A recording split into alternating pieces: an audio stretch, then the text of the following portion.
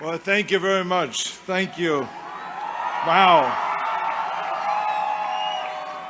I'm now a cougar.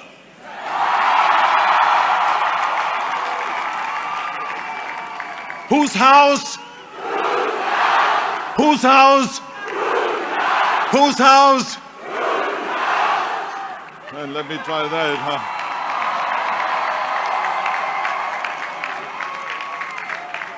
Well, it is wonderful. Thank you so much for the wonderful introduction, President Couture. It is fantastic to be here today at the University of Houston.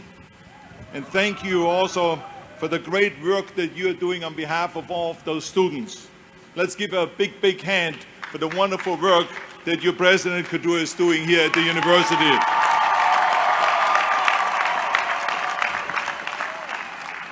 I tell you, when I read her bio, I am so proud of her. What a great immigrant. How many great contributions she makes to this university, to this state, and to this country.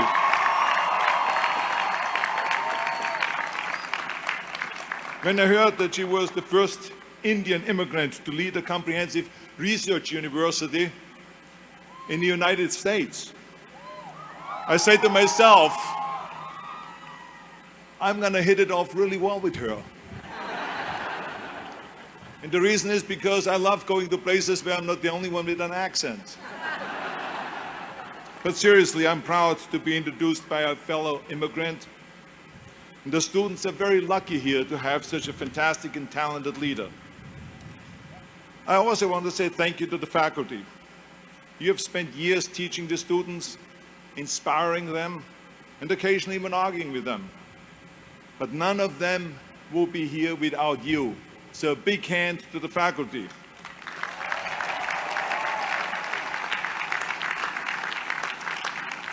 And finally, I would like to say thank you to the parents and to the families that are here today. You shaped the students from the beginnings of their lives, way before they became proud cougars. You have been there for them at every step of the way, giving them advice and giving them affection and love and pushing them along, and probably sometimes even worried about them. But thank you very much for all the great work that you have done. Let's give the parents and the families a big hand of applause. And now to the students. Now this is a big day for all of you. And I know some of you are going to say, wait a minute, this is our day. Why is Schwarzenegger thanking everyone here in Houston? When is he going to get to us? Well, first of all, congratulations to all of you. I know that it took a huge vision, great vision, and a lot of work and a lot of studying, and there's no one that can study for you. You have to do that yourself. So I just want you all to know that I am very, very proud of all of you. Thank you for the great work that you have done.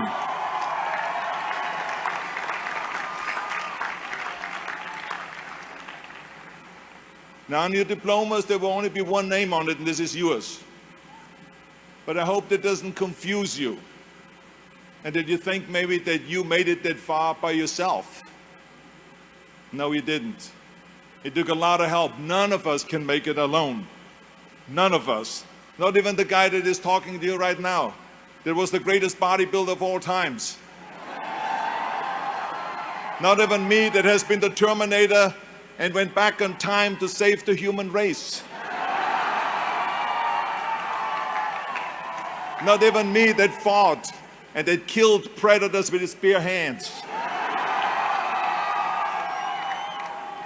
I always tell people that you can call me anything that you want.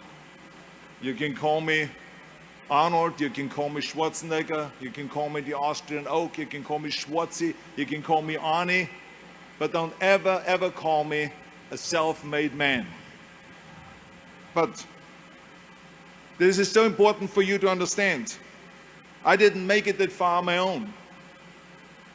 I mean, to accept that credit or that mantle would discount every single person that has helped me to get here today, that gave me advice, that made an effort, that gave me the time, that lifted me up when I fell.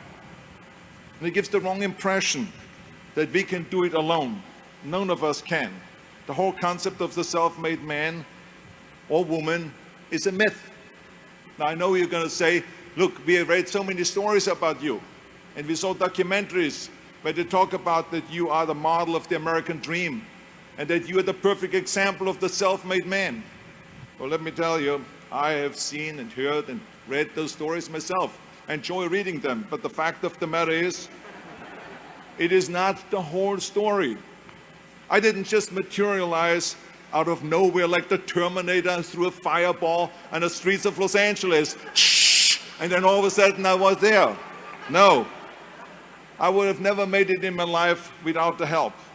I happen to be someone, for instance, that believes in God, that we were created by God. But let's assume for a second that you're not into that, then you must also believe in or at least believe in a biological aspect, that our parents created us. I know I wouldn't be here without my parents, creating me, nurturing me, feeding me, changing my diapers, loving me, hugging me, and all that. And then later on, when I went to school, there were the teachers, and then there were the mentors, the coaches, and then my mother was there in the afternoon helping me with my homework and with tutoring. And then in the evening, my father was there helping me in sports, coaching us in soccer, and in the winter, skiing, sledding, ice skating, ice curling, and all those kind of things. My father taught me about discipline and my love and appreciation for sports. And he gave me my first great advice by saying, whatever you do, Arnold, be useful. So you also read so many times that I decided from one day to the next to become a bodybuilding champion, and I started training 5 hours a day, and then I became the youngest Mr. Universe ever. Well, it is true.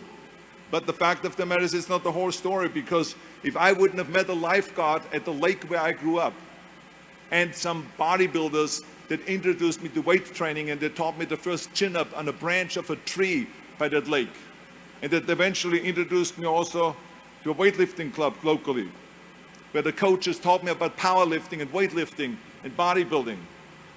They helped me, and they nurtured me, they pushed me. And then eventually I saw a magazine with Reg Park on the cover. It said, Mr. Universe becomes Hercules. There was Reg Park in a Hercules pose on the cover. I bought that magazine and I read the story from the front to the end cover. And let me tell you something. I read exactly how he trained 5 hours a day, and how he became a champion, Mr. Universe, 3 times, and how he went to America. And then he was discovered in the movies, Hercules movies. Well, when I read that, I found my vision. And let me tell you, the most important thing in life is to have vision, to know exactly where you're going. I found my vision. And that magazine, Reg Park, gave me my blueprint for my life. And 5 years later, after training 5 hours a day, just like him, and doing his exercises, I became, through his help and his inspiration, the youngest Mr. Universe ever.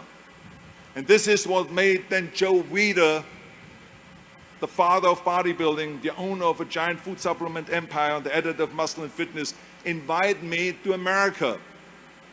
So it was Joe Weider that brought me to America, to the greatest country in the world, to give me the opportunity to train in Gold's Gym and to go and get me a little apartment. I came over here with absolutely nothing. It was his help.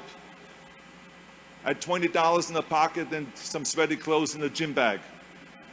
But let me tell you, I had this one little apartment, and on Thanksgiving, the bodybuilders from Gold's Gym came to my apartment, and they brought me pillows, dishes, silverware, all of the things they didn't have.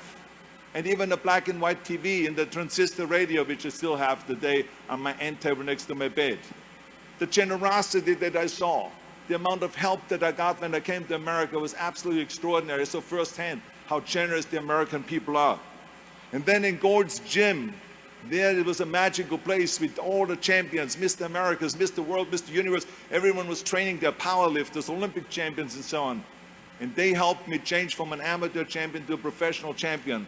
And after that, I won champion after championship, 7 times Mr. Olympia, you heard it all, and became the greatest bodybuilder of all times according to the Bodybuilding magazine in 1975.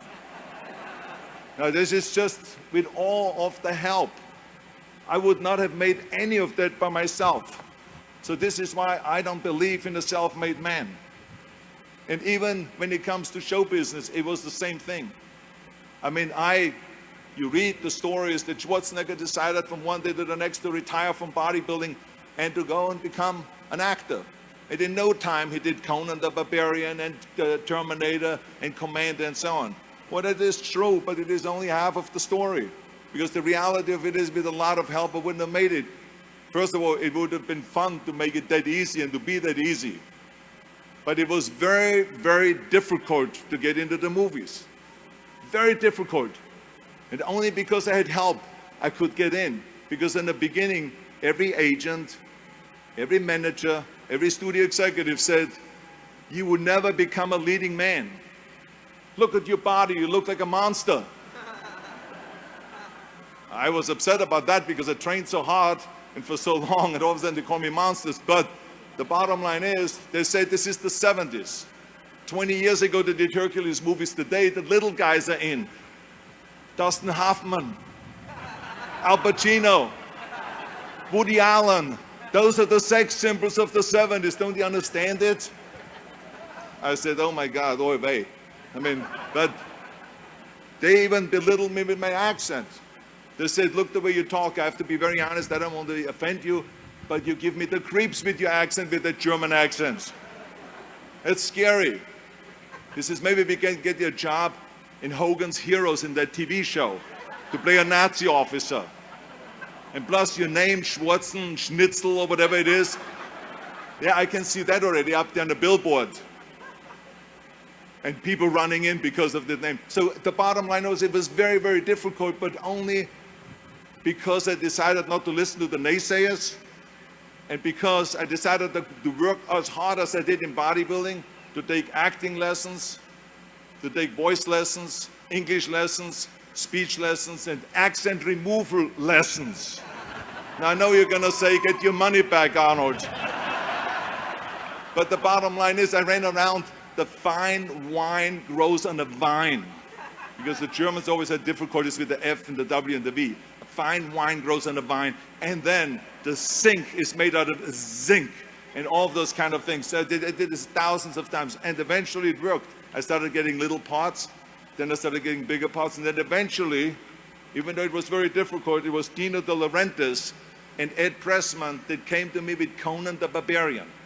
And if they wouldn't have helped me to get that part, I would not have broken through and become a leading man. This movie came out, they spent $20 million, which in today's terms is around $200 million on that movie. It was #1 in the box office. That was for me the big breakthrough. And at the press conference, the director even said, if we wouldn't have Schwarzenegger, we would have had to build one. Because I was the only one that could act and had a body like that for Conan the Barbarian. And then, of course, there was James Cameron that directed Terminator. When Terminator came out, James Cameron said the reason why Terminator worked was because Schwarzenegger talks like a machine. Now, I don't know if I should take this as a compliment or what, but I mean, the bottom line is, it was the two things that the studio executive said would be a big liability, became big assets. And my career took off. And this is why I always say thank you to the people that helped me along the way, and not ever think that I'm a self-made man, because not only was the producer and the director so helpful, and the studio executive so helpful, but every person that works in a movie. As a matter of fact, when we have a wrap party, which is the party on the end of the movie, I always make sure that every single person gets invited to that wrap party, to say thank you to them at the wrap party, and go to the microphone and say thank you to the cameraman, because without him I wouldn't look as great on the screen. To the makeup person, to the visual effects person, to the stunt people, the stunt coordinator, the cable pullers, craft services, and the list goes on and on and on. There's 280 people that work on a movie that make you look great on that screen. So how can I say I'm a self-made man? So this is why it is important for all of us to recognize, and this is why I tell you, and every step of the way I had help. Even when I ran for governor, people say, yeah, one day he decided to run for governor and to take over the 6th largest economy in the world. No, this is not the way it was. Yes, I took over, and yes, I won the governorship, but if it wouldn't have been for Jay Leno, who hosted the Tonight Show, who I called a week before and I said, I want to announce my candidacy on your show, on the Tonight Show, because I want to sell myself as an outsider. because the people in California are sick and tired of the typical politician. So he said to me, and he was a great friend, he says, yes, I'm going to help you with that. And I had announced, without anyone knowing, on August 6th, on the Tonight Show, my candidacy. And he even organized 100 journalists from politics to sit in the back when I announced my candidacy. So this is the kind of help I got. And from then, of course, I didn't even have a team yet. People came out of nowhere and they started helping, organizing with the campaign and with fundraising and with communication and with all of those things. And I became 2 months later the governor of the state of California. But it took a lot of help. And I have to say that it is important to acknowledge that, because people make it always sound that you did all this yourself. I didn't. I did it with a lot of help. Yes, I was determined. Yes, I never listened to the naysayers. Yes, I had a great vision. Yes, I had the fire in the belly and all of those things, but I didn't do it without the help. And even when you then say Schwarzenegger did the most unbelievable environmental laws in California, well, guess how laws are done? It takes the legislators, 120 legislators, to negotiate for weeks and months at a time, and then to send down legislation, and then you sign that. So you need that help too. So I had a lot of help along the way, and this is why it is so important for all of you to recognize that. And the biggest help, of course, I got was from America. If I wouldn't have come to the United States, if I would have come to any other country, I would not have had the success. I mean, America has proven not only to be the land of opportunity image-wise, but America has proven to be the greatest country in the world where anyone can make it. This is why I always tell people, none of my careers would have happened if it wouldn't be for the United States of America. I could have gone to the Middle East. Do you think I would stand here today? I could have gone to Africa. Do you think I would stand here today? Or to Australia, or to Asia, or to any other country in Europe? It makes no difference. This place has given me the opportunity, step after step, all the way through all my 3 careers and the millions and millions of dollars I made, all because of America. So thank you, America, for the great thing that you're doing for immigrants that come over here. And the reason why I want you to understand that is because as soon as you understand that you are here because of a lot of help, then you also understand that now is time to help others. That's what this is all about. You got to help others. Don't just think about yourself. Help others. As my father-in-law, Sergeant Shriver, said at Yale University commencement speech, just like I'm speaking right now here, except I speak to a better university. But he said, Sergeant Shriver, so you know, he was the guy that created the Peace Corps, the Job Corps, legal aid to the poor, and all this extraordinary human being under the Johnson and Kennedy administration. And so he said to the students, he said, tear down this mirror. Tear down this mirror that makes you always look at yourself. And you will be able to look beyond this mirror and see the millions of people that need your help. And let me tell you something, when I heard that, it all made sense to me, that we have to go out and help. And this is why I got involved in Special Olympics, to be the international coach of Special Olympics, and then eventually became the chairman of the President's Council on Physical Fitness in Sports. I was appointed by President Bush, my favorite Houstonian, and I should then not say the only one, but Barbara. I should add Barbara, because I see them later on. I don't want to leave out Barbara here, because otherwise she gets really mad. Yeah. So anyway, both of them. And then I traveled through all 50 states to promote health and fitness, and then eventually started after-school programs. And now we are in 48 different cities, providing after-school programs for over 100,000 kids and all this. So I mean, it is, to me, was very important to give back, and also to go, every time I travel around the world, to go to military bases and to visit our brave men and women that save us, that protect us, to say thank you, thank you, thank you to them anywhere in the world that I travel. So it is important to recognize that. So all I'm saying is, it is my challenge to you today to go ahead and to celebrate your accomplishments, and you should. This commencement is a great success, and each of you earned your diplomas. But at some point, take a break from the celebration. away from the Instagrams and Snapchat, and think about all of the people that helped you. Make sure to go and to recognize President Couture and to say thank you to her for the great work that she has done. Say thank you to the deans of this university that are responsible to make this university so great. Say thank you to the professors and associate professors, everyone that taught you and everyone that's responsible for you to be here today. And go to your parents and give them a big, big hug and tell them that you love them and thank you for everything that you have done to get me here today. Do that and give something back to your community and to your state and to this country. Because remember, in the end, we are not going to be remembered for how much we made, but for how much we have given. Make sure that it is not about me, that it is about we. Turn the me into we. And I guarantee you that you can change the world. Thank you very much, all of you Cougars. Thank you.